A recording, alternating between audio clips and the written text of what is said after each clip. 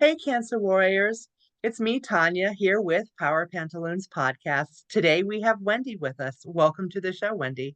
Thank you. Happy to be here. Happy to have you here. I stumbled across you on TikTok and I discovered that you were also a cancer survivor. So I'd love to hear your story.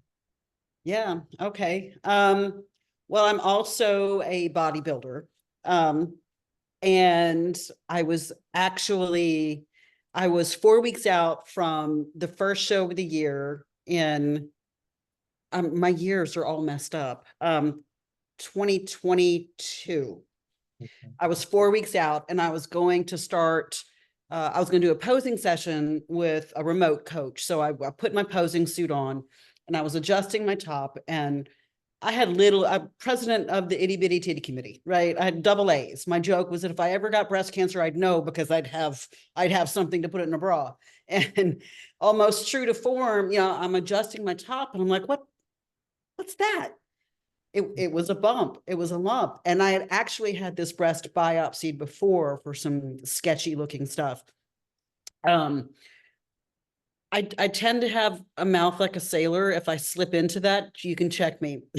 I I this is not a PG-13 okay, activity. good. I also I mean I try to keep it, Right. but this is raw and Okay. real. Caveat. All And right. yeah. So I felt the lump and I was freaked out, and I got on my chart and all that. And you know what? In all honesty, and I hate admitting this to myself, but in 2021, after the last show, I started going back. I was working out and my left breast just hurt. I'm like, why? Why is this hurting for no reason? And whenever I would get a chest supported, whatever. And so I felt a little bump there. And so I went to go schedule, and this was around COVID too. So they weren't really doing Anything. mammograms. So I was behind. And then I read, and it says, okay, if you had the vaccine, then that can interfere with what the mammogram shows. You have to go X number of months but after your Oh, vaccine. okay. I don't know how or why it does that, but that's what I read. So I'm like, okay. So by the time that the month period was up, it stopped hurting and I couldn't find the lump anymore. Looking back now, you're 5-6% body fat coming out of a show. I'd put on body fat, the little bump had room to hide. And I don't know why it quit hurting, but it didn't hurt anymore. So I didn't even think about it until I put my suit on and I felt it. I'm like, no, no. And then I went raced in my brain. Like when they had biopsied it before in 2020, they're like, most of the time it's going to be fine. It's just, even if it's a lump, it's going to be fine. Nothing to worry about. And they said all the right things to me at that time. So I'm trying to conjure up all those things.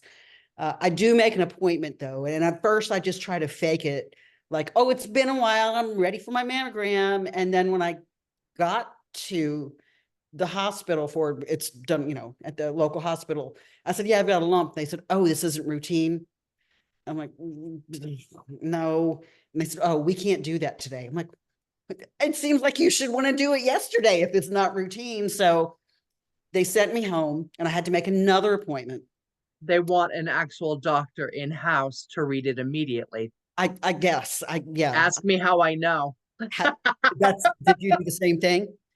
Actually, my last mammo came back with some concerns, and I'm scheduled on the 10th to have a diagnostic mammo and possibly an ultrasound, specifically so that they can have a doctor there after the radiologist reads it.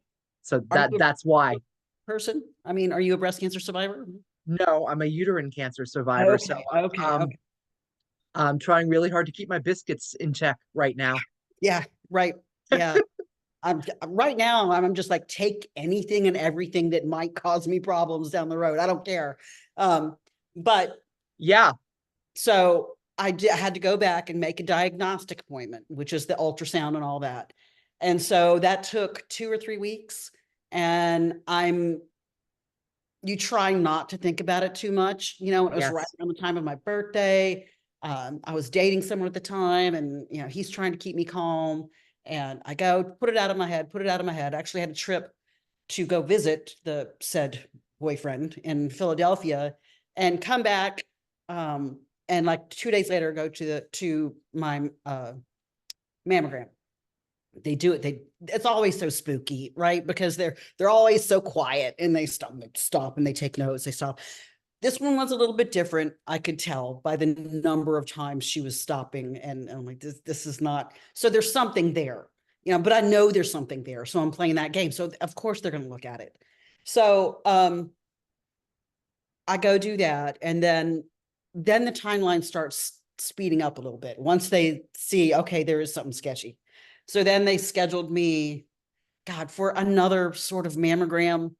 And then it was, okay, we have to do a biopsy on this. And that's when, and they call and schedule.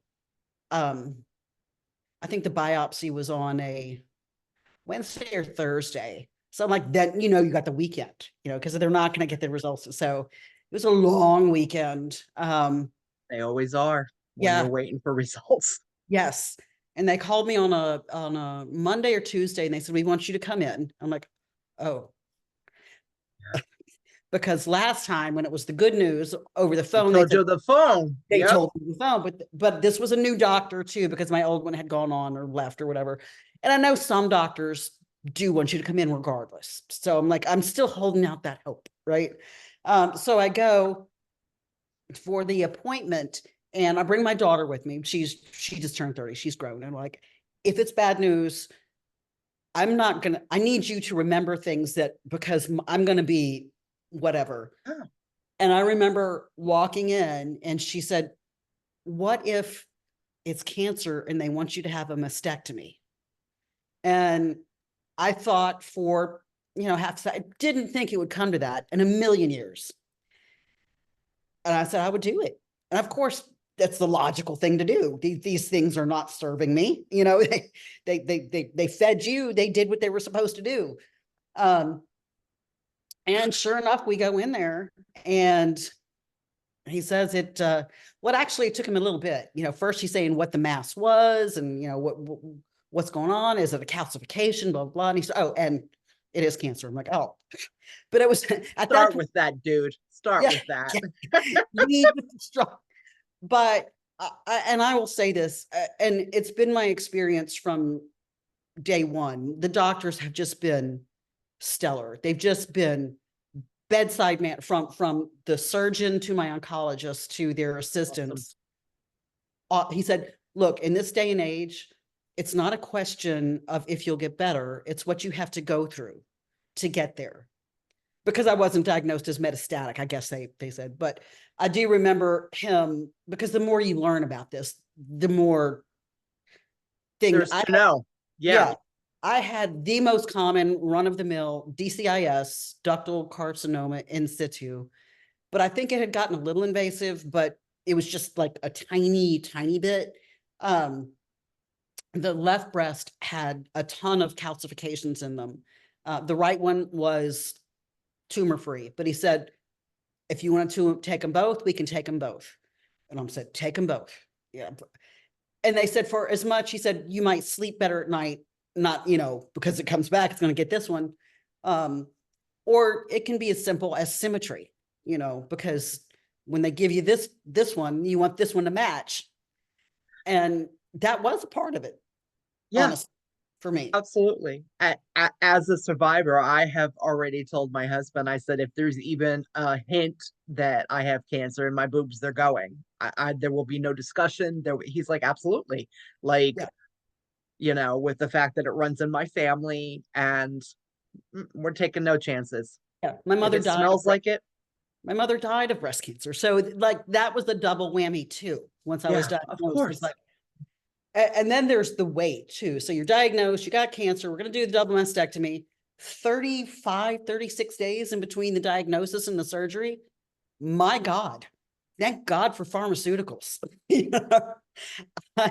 I was not brave. I was not, no humility. Just, I went to the doctor, and I strongly advocate for anyone, if if you have these options available, use them. And I'm still on antidepressants, and I use Xanax for a bit for some of the more stressful things. I don't like Xanax though. So I mean, that I've got a prescription I haven't filled and I don't know how long. What I have filled is my cannabis prescription. And I do recommend that head and chest over Xanax. I mean, I'm not groggy. It just makes me relax.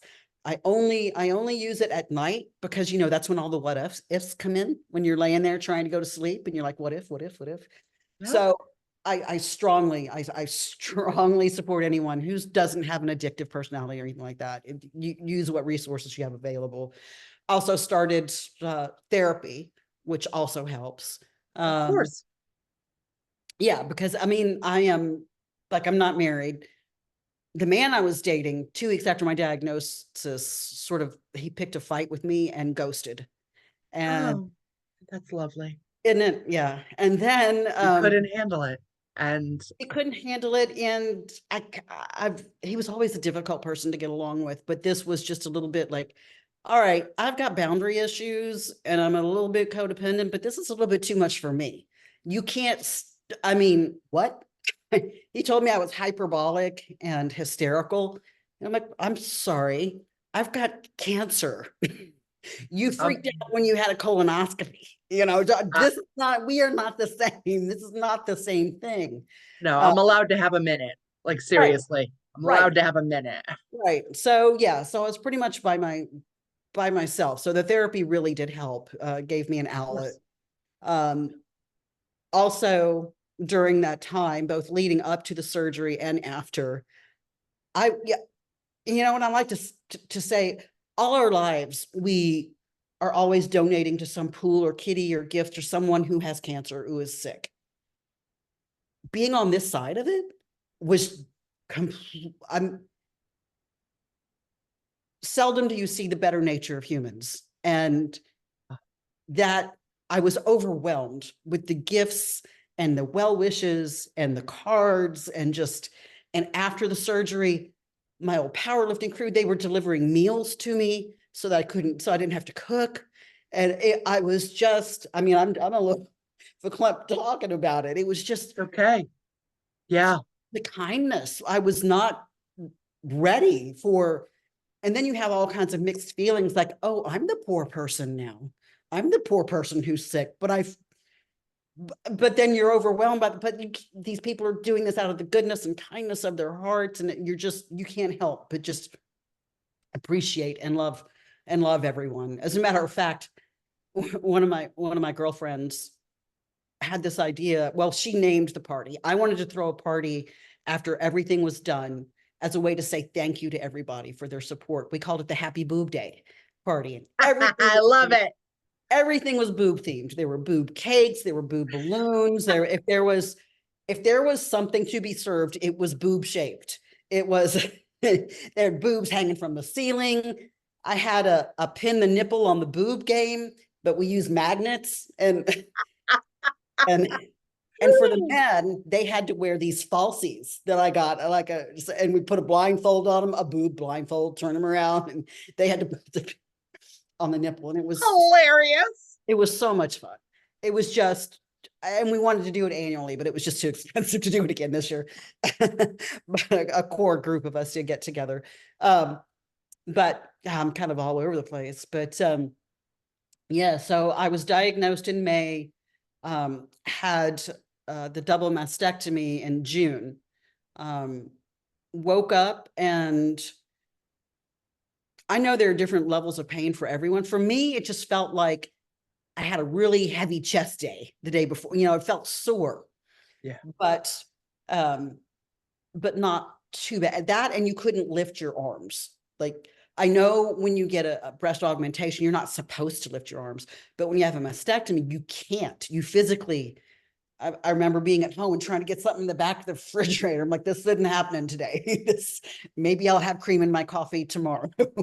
um, it was just really limiting, but not too terribly painful. It took me, I think, probably a couple of days before I could look at myself because I didn't know what was under these bandages. I didn't, And then when I took the bandage off, it was like, okay.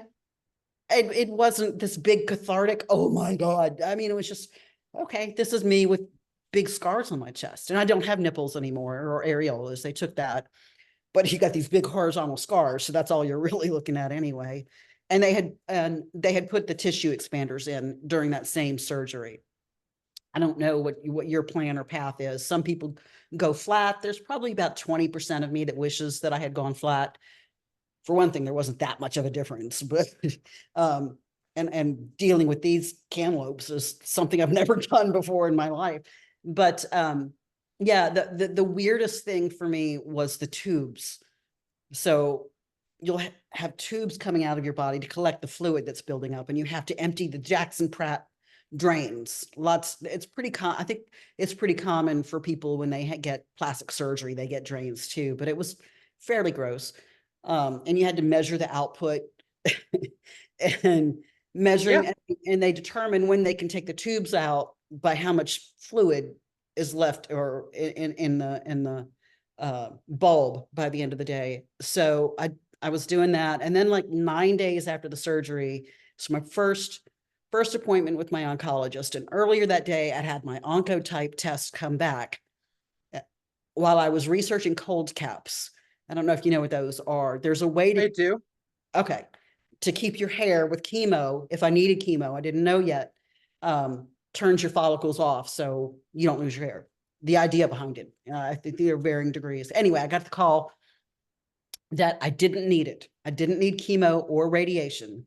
I'm just Wow. hormone therapy, which hormone therapy is not, it's okay, but my body is still sort of adjusting. It's an anti-estrogen. My tumor fed on estrogen and progesterone, both of Yep. which I was taking for menopause.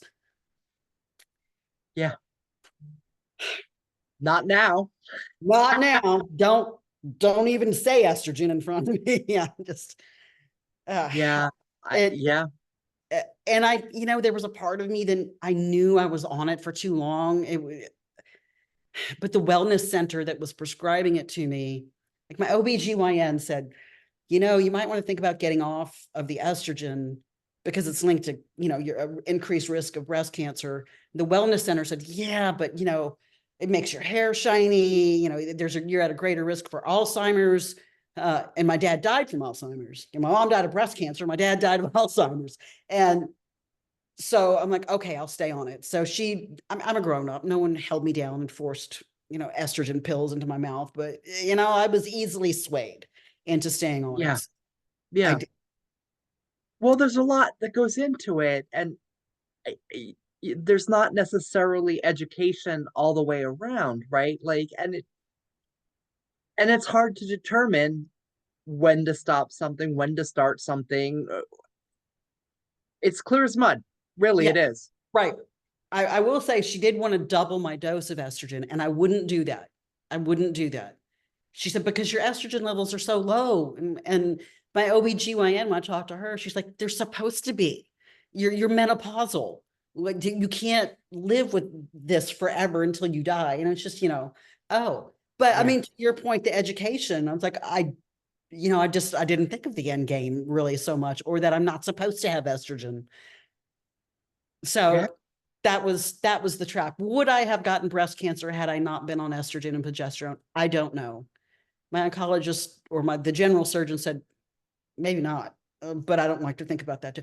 But then again, I do kind of like it because there was a cause and I removed the cause. It wasn't my own body betraying me.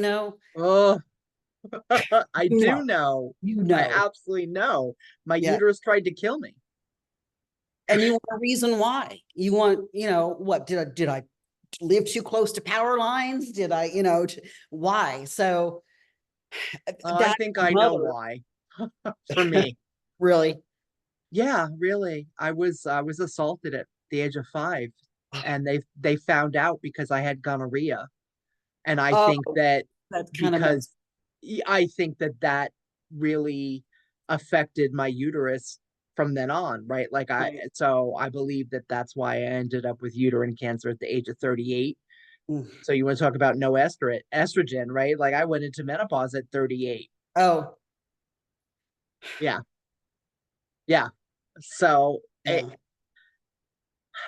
the why game isn't going to get you anywhere though. Like if I Oh, did this differently, would I not have had done like that? That's not no, that'll never help you. no, it's Absolutely not. never have. It doesn't do anything other than jump around in my head. Um, Yeah. I did experience, oh, I forgot, 9 days after the surgery, and I had gone to my oncologist and everything looked great. I woke up and I was in pain that day. And I'm like, oh, this is part of the healing process. Then I started feeling really bad after the doctor's appointment and took my temperature and it was like 99. And I had a plastic surgeon appointment early the next day. And they're like, well, just keep an eye on it because I called them. And then a couple hours later, it was like 101 and Mm, called them back. I'm like, it's going up. And they're like, all right, well, let's just see. And then it got up to 105. And they said, go to the emergency room. yeah. And I got to hand it to my daughter, who was just, just the best. I called her and I told her she left her job just like that moment that she left the job, came to pick me up and brought me to the emergency room. I'm like, oh my gosh. It's like, again, one of those moments where you're seeing the better nature. I mean, not that but kids you take care of and then when they take care of you, it's like, whoa, I guess that paid off.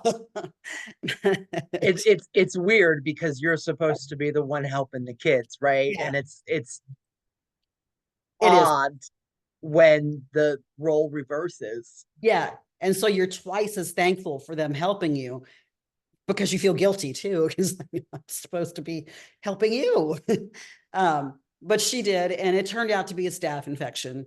But they kept me in the hospital a couple of days, pumped me full of antibiotics. Nothing was really working. The staph infection was more painful than the mastectomy. And the cancer never even hurt me, So the only time I felt bad was from the cure. But yeah, so I was in hospital for another, like after they opened me back up and they took the tissue expander out that was causing the problem, cleaned everything out, put a new one in with this antibiotic plate in it. And I want to say that they said it was a cement plate. Certainly felt like it. I don't know, but so the real estate was really cramped over here. It was really, tissue expanders are very uncomfortable. It's just like hard formed plastic. And for visuals, it's like there's a little sandwich baggie in the middle. And then they gradually fill that baggie up with saline until your skin is stretched. And then they swap those out with implants. For me, some people get fat transfers. For me, they did it for the cleavage, but my body metabolized it. So it's all gone. But so yeah, that started the clock again on the tissue expanders on my left side. So I had to wait until all the fluid died down there. Did all my exercises, did the things I was allowed to do I'm an athlete. So Yeah. being tethered was really hard. It was really hard. If I could get up and walk around the neighborhood and my doctor okayed that, I felt freedom. I'm like, oh, I'm doing something. But I did that until August was the swap surgery. So in August, we swapped the tissue expanders out. I would go once a week, and it's weird because you have no feeling, right? So my joke was I can put cigarettes out in my chest. I just they sever all the nerves. It's numb. So what's funny, they've got this needle about this long, full of saline in there. Well, first they find the port with a magnet and they mark it, and then they fill it up with the saline, and you're just looking at it going, oh boy, I bet that would probably hurt. you know, can't you feel some pressure like maybe you're at the dentist, with a numb mouth, but that's it. You don't feel anything else. So, but they are, because of the hard edges and because I had that antibiotic plate in it for so long, it hurt. I mean, it was just constant hurts. It's uncomfortable. Yeah. Like if I sat for too long, like I swear it's like an underwire that's Yeah. inside of your rib Ugh. cage. Oh yeah, it was not comfortable. Nope. When I woke up with the implants, oh my, it was just soft. And the only thing that hurt was the lipo they did to try and give me cleavage. that hurt the most, but that was it. And then it was just 6 weeks, and then I could go back to the gym. Except during that time too, I start taking the anti-estrogens, the Arimidex, and one of those side effects is joint pain. And my oncologist, who is also very, very cool, said that it normally passes a month to 6 weeks. And it did, although I did just have a flare up like last month. It's all new for me, right? I don't know if this is going to happen every so often, or if it was a one-off, or I don't know. So I start the anti-estrogens, and yeah, that's been life. I did find, because it happened so fast, because it's both fast and slow, right? Yes, They diagnosed me in May. I'm getting my implant surgery in August. That's a pretty that's fast. short. It is. So, but during that period, you're just white knuckling it to the next thing you got to do. You know, okay, got the mastectomy done. Now I got to go get my tissue expanders filled. And then I got to get this, and then I'll start this. So there's a lull that a lot of, I know, breast cancer, breasties, pink sisters, whatever we call ourselves, go through, where there's this lull where you're like, you're done. And it's longer for women who have radiation or chemo, obviously, but it's like, what just happened? There's a lot of that going on. So there's some processing. Yeah. My dumbass also, I'm allowed back in the gym. So I want to get back on stage. I want to compete in 2023. That was robbed from me a month out of the show in 2022. So I did. And I got back on stage and I competed twice. I competed locally and I did a national show, came in second in the national show. I'm going for my pro card. That'll happen next year. So, and it was probably logically too soon because I lost muscle from just not being able to work out, Yeah. the stress on my body. But prep is so time consuming that it consumes all of your thoughts too. So I wasn't thinking anything about anything else except prep, except working out, the diet, cardio, all of that. So the show was in July. And so recently I have found myself going, I didn't process a lot of stuff, and No. there's no That, shortcut. You have to do it. yes. I don't like it.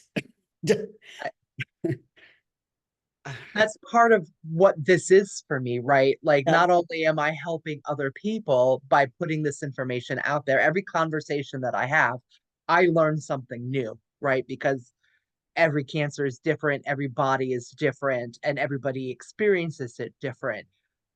When I started the podcast back in May, I realized I, I hadn't fully processed everything, and I'm 16 years out. I thought I had done all my processing, right? I spent 5 years in the, oh my God, my uterus, the core of my femininity tried to murder face me, right? Like, and then I had to like reconnect with the divine feminine and just feel like a woman again. And that took a long time. I mean, I lost my hair. I lost like mine was pretty brutal. Um, a healthy uterus is only 4 ounces. When they took mine out, it was over 10 pounds. There was, yeah, exactly. There were no markers in my blood. The pap smear, the ultrasound, the transvaginal ultrasound, the sonohistogram, that's a lovely experience, let me tell you. They inflate your uterus with saline and then they image you. All of that came Make back for this. either fine or inconclusive. They actually had to do a D&C to find my cancer. Yeah, right. And there was 10 pounds of cancer in my damn body. So, you know something's wrong with your body, advocate for yourself. Absolutely advocate for yourself. Um, What led you to go to the doctor? I I felt a heaviness in Okay. my like I felt like I was having PMS all the time and like my lower abdomen shouldn't be that heavy all the time. And then one night I felt like a gushing and then I started bleeding. By the time I got to my bathroom, I was covered from knee to knee in blood in my jeans. I bled in my bathroom for 45 minutes. And then I cleaned the bathroom, I cleaned myself up, and then I went to the emergency room like a dumbass, right? Like a woman, right? Like Like it's I more was important about to to say that. clean Yeah. the house, make sure that Right. you don't leave a mess behind you. And because I did that, I sat in the emergency rooms for 6 hours. But I bet you if I'd walked in there in a garbage bag covered in blood, they would have seen me right away, right? But I knew that there was something wrong and went to the gynecologist, and we did test after test. And after every test, she said, this is negative or inconclusive. The next step would be blah, blah, blah. Do you want to proceed? Yes, yes, I do. And because I advocated for myself and didn't have to challenge my doctor, we were able to find my cancer. I had a carcinosarcoma, stage 3, phase 2, which I honestly, they gave me about a 5%. Not that I let them talk about that, because we don't talk about that kind of shit, right? We don't give people expiration dates because you don't know nothing when it comes to that.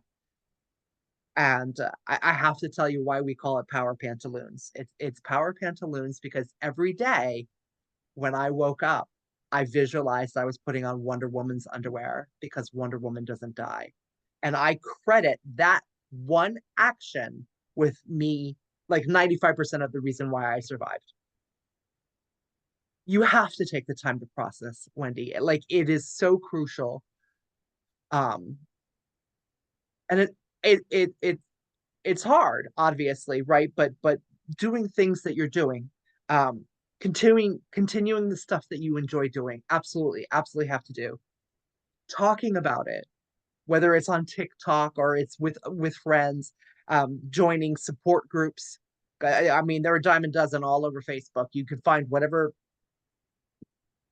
cancer support group that you want. I'm building one as well. Like it's important to have your community because people who've walked the walk have a clearer understanding on exactly where you're at and can give you better feedback.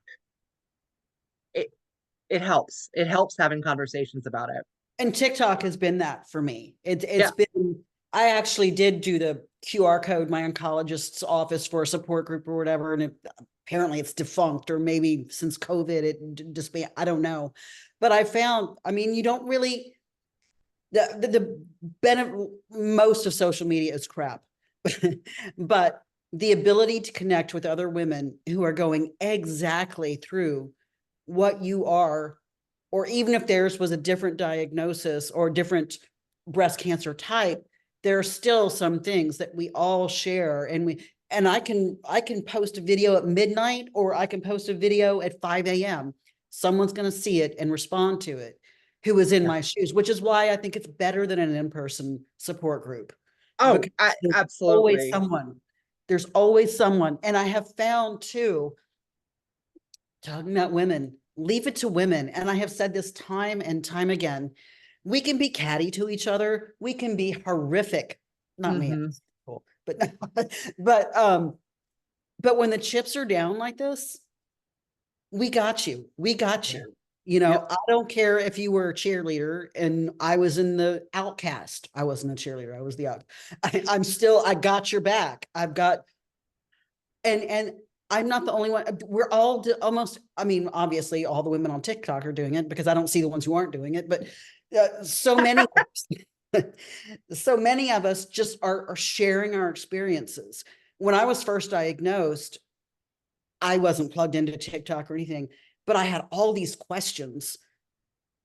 So I was like, I'm going to create the content that I was looking for. You know, I, you, That's exactly what I'm doing. I want to be the resource I needed and didn't have. Yep, and absolutely. all of us women, because we are women. I, I haven't looked. Maybe men are doing this for prostate cancer. I don't know, They but are. they are. They are. I am Yep. shocked. Yay. No, it's beautiful. I've interviewed several prostate and anal cancer and colon cancer men, and they're advocates. I And love, it's that, beautiful. It's beautiful. because I would not have imagined that. I would have. The world That is makes me happy. changing. That makes me happy. But I'm just so glad that the women are on here doing it and we're sharing. I wanted to know what it looked like the day of, the day after. I wanted to know what it felt like. I wanted to know how long I was going to feel like this. I wanted to know, all of these things. So I tried as best I could to capture all that. I've got the pictures of me with the tubes coming out of my body. I've got the pictures, of nippleless me with scar, I even, I don't know, anything that's, like I said, almost nothing is out of bounds to ask. Um, as far as because I am just like this, so I'm reconstructed and I've got no nipples or areolas. They tried to do the nipple procedure, but it just didn't take with me. They flattened out. Some people are like, oh, you can get 3D tattoos, whatever. But no, I don't want a cheap facsimile of the real thing, because looking at a tattoo of a nipple and an areola is just going to remind me that I don't have them. So I got B's. So now I have boobies. I don't know why I'm like this. But like, I No, got that's awesome. boobies. It's awesome. Like if I end up, with no boobs, I'm probably going to do a whole ass chest piece. But I've got resources, so reach out because I've started following them on Instagram. exactly. But I might already be tattooed by that time. I have Yeah. visions for my back and all that, like Yeah. pieces I want to put on. And my very first tattoos actually were the radiation tattoos, because I was going to be irradiated for 5.5 weeks. They wanted to make sure they were radiating the correct spot, so they asked me if I would be willing to get tattoos instead of Sharpied. And so I had and they were the size of a mole, right? So one on each hip, and then one right smack in the middle. And the ones on the hips, I have put like spirit animal type things, Yeah. tattoos on it. And I keep telling my husband, I'm like, I'm putting a butterfly in the middle because butterfly represents transformation, but I have to find the right tattoo artist because, not everybody gets to see the cookie. Like, you just have to find the right tattoo artist. Yeah. So Yeah. When I was in the shop, I'm, laying there, a couple people walk in and just walk out. Like, I don't care. I've tried dating a couple of times since, not interested, but like one of them flew out to the show where I was, and I was like, okay, you can, for the first night he had a room, like, I've got 2 double bed, you can stay in the other bed, whatever. So I said, but you got to understand, I'm probably going to walk around without my top on. These aren't sexual for me. They're like elbows, right? I mean, I don't feel them. They don't do anything. They're just decoration, just whatever. And, and so it was just kind of fun to watch him pretend like they're elbows. They're elbows. their elbows. You Yeah. can look, I don't care. I don't. So for my chemotherapy, I had to go inpatient because the cisplatin was so toxic. They had to give me rescue drugs before, during, and after my chemo. So I didn't just go in and sit in a chair and get a chemo drip and leave. I had to be inpatient and for 4 days a month. So I would just, it's kind of crazy. You'd have to check into the hospital every time. Every time. So I Wow. had my oncologist called it a chemotherapy radiation sandwich. So it was 3 rounds of chemo, a little break, and then 5.5 weeks of radiation, a little break, and then 3 more rounds of chemo. So I would go inpatient for 4 days, receive my chemotherapy and my rescue drugs, and then I would have the rest of the month off as a break, and then I'd do that again. What are rescue drugs?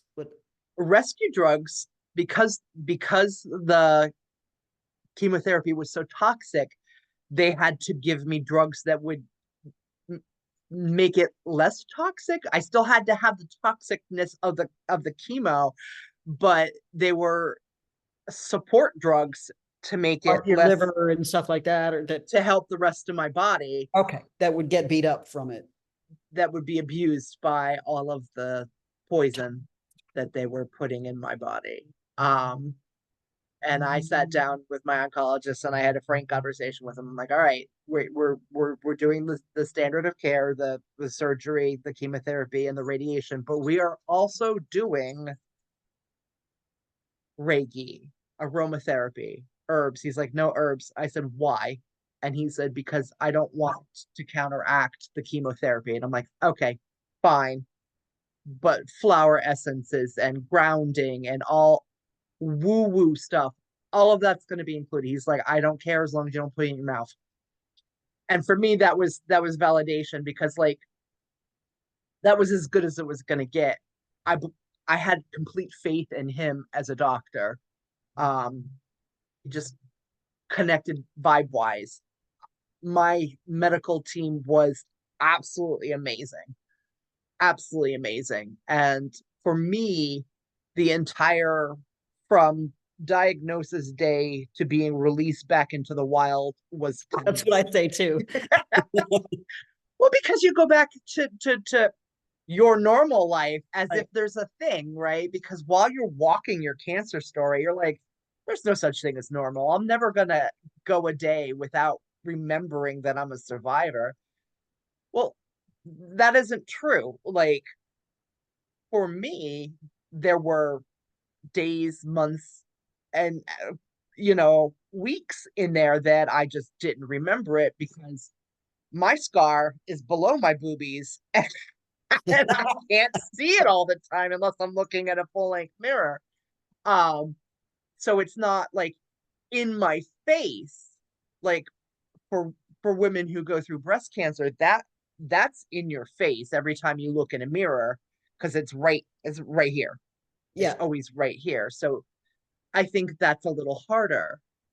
And then when you hit the 5 year mark, you're back in the regular pool. And according to the American Cancer Society, it's 1 in every 2 people will have some kind of cancer before they die. That's one thing too that I'm like, they said I had a 93% chance of it not coming back. I don't know if that's for the rest of my life or for the 5 years. And what happens after 5 years? I mean, what's magic about my mom died 6 years after she had breast cancer. Yeah. I mean, that was a hard pill to, I'm still swallowing it actually, but I did the BRCA gene test. And my oncologist helped me pay for it because you have to have so many relatives on this side and so many relatives on that side. And he's like, we'll get it, but even if, and I didn't know this, if your insurance doesn't cover the BRCA gene tests, the BRCA gene test cost about $250. I'm thinking before I found that out, I'm thinking it's thousands of dollars, It is. It but is. You have $250. insurance. The insurance company gets billed about $8,000 for that test. No, I can order a test from a testing company right now outside of my insurance for $250. Well, I'm telling you, the insurance company gets billed Well, completely. they may bill the $5,000, but if I'm going outside on my that because insurance is a freaking Right, rack. exactly. And it's the same way with medication too. So, when you go into the pharmacy, ask them how much it costs before you tell them you have insurance. Right. The number might surprise you. Yeah. I don't know. I know my anastrozole, the Arimidex, that my hormone treatment, it's something like 80 cents for 3 months with Yeah. insurance. No idea what it is without. Scared. Don't even get me on the healthcare system in the United States. It No, just, no, I don't. No, that's not the point of today. yeah, Although no. I definitely sat up here and pontificated. Well, there was this one drug. It was an anti-nausea drug called Amend, I think. It was $300 a pill.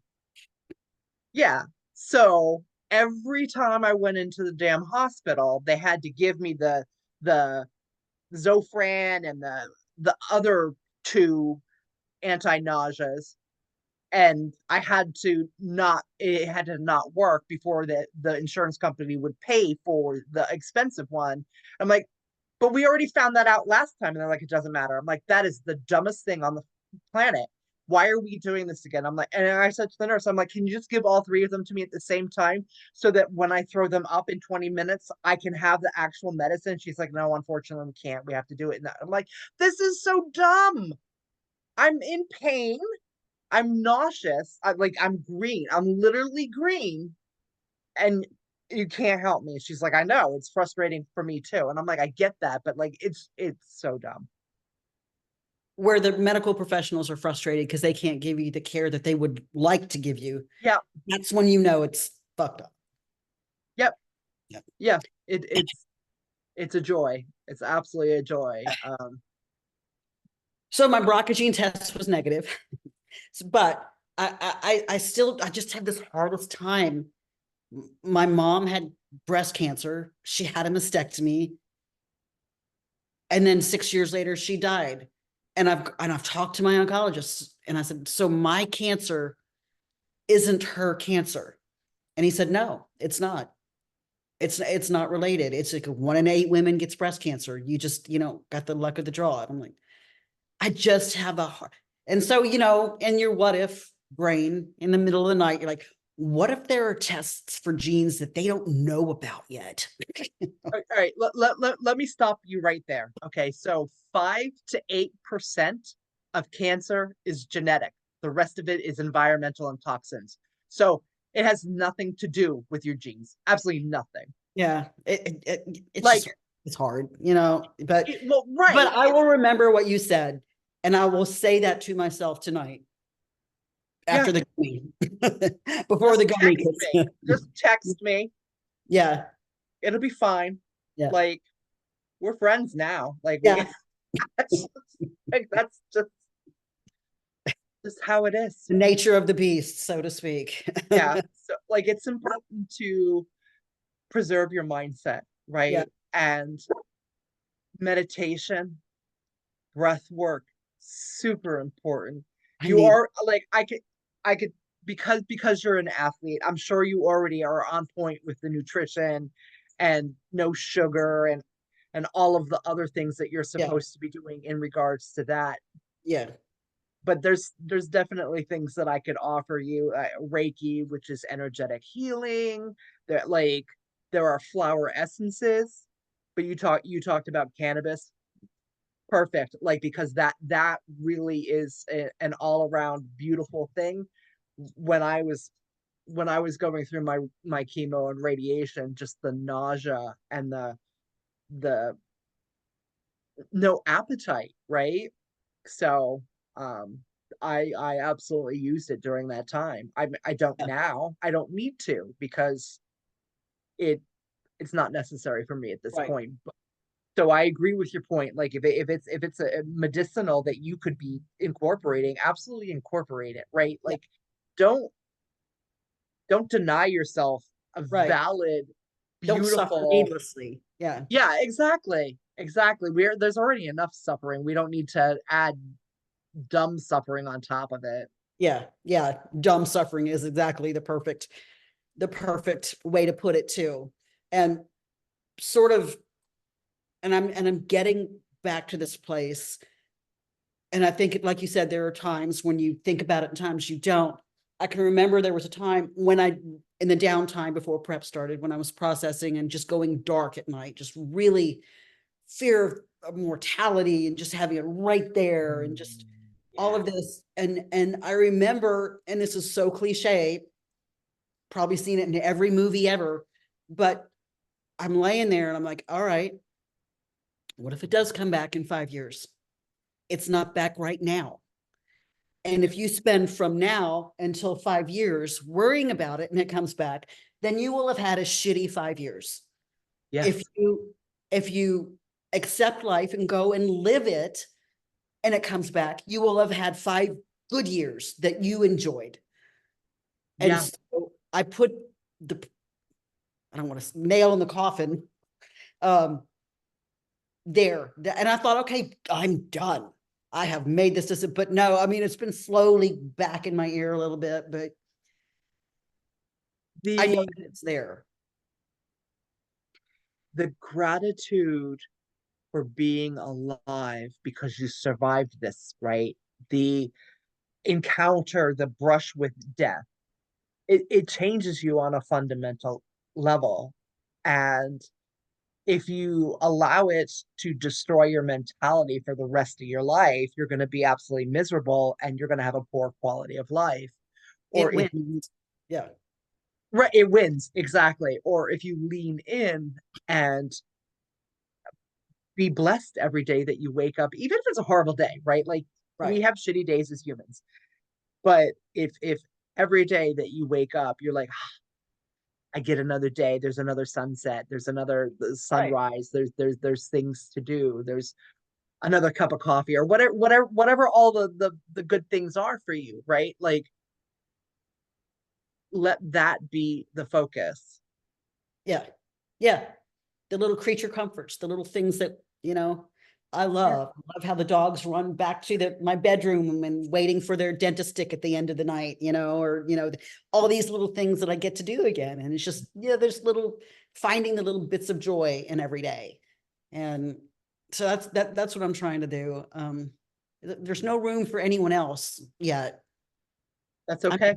yeah, I'm just not there. I I I've had several conversations now with breast cancer survivors, and that some of them are further out than you, and they're like, well, I would like a partner, but how do you have a conversation about the fact that I have scars or I don't have boobs? Or and I'm like, you have that conversation. Like I mean, you just have that conversation, right? Like That's I don't part of have the a reason why I uterus. put it out on all of my social media, on all my Instagram, my athlete page, on everything. Yeah, I'm like, you can find pictures of me topless. I've yeah, got it pinned to the top. This is yeah, me. yep. Approach And if with you don't caution. like it, keep going. But what I would like to say to you is once you do the mental work and you're ready, I, love can be out there. I didn't start dating my husband until 5 years after. Yeah. Actually, it was a week after my fifth cancerversary, and been together 11 years now, I going on love 12. that. Yeah, and he was part of the reason that I was able to heal the trauma of not feeling like a woman because he made me feel feminine and that helped me. Like I'm not saying he was the reason that I was able to reclaim that, but it definitely was a help, right? So Yeah. it's Yeah. out there. You just Yeah. take the time for yourself. Yeah. That's what this is about. Take the Right. time for yourself. Yeah. And it's just me and the dogs That's all right. The dogs are excellent company. and stupid cats. That's stupid cats. All right, Cats are Wendy. assholes. They When do you go are. to the doctor I'm for sorry. when do you go to the doctor for On your, the 10th, on the okay, 10th of January. okay. I Yeah. hope you let me know how it goes. I will. I've actually been TikToking a little bit about how I'm processing it this time. This is not the first time since my cancer journey that I've had a mammography that came back weird. The other one was about 7 years ago, and it was just a rowdy lymph node. I'm Okay. hoping that's what's going on here, but it's one in each, and I don't know if it's in the same spot. I don't know. Like I have lots of questions. And um obviously I'm going to get my image CD because you keep everything so you have a baseline for what's going on. I have lost like 75 pounds in the last year and a half, and I told them that I've lost weight, so I think that maybe it's just my breasts have changed, so I'm hoping that that's what it is. So we'll find out soon enough. Gotcha. But I want to thank you so very much for being on Thank the you. show I really today, appreciate it. And it was nice and to I see really you appreciate you sharing your story. anytime. All right. Thank you, Tonya. Till next time, Cancer Warriors, go get your tests, your annual tests. Do it.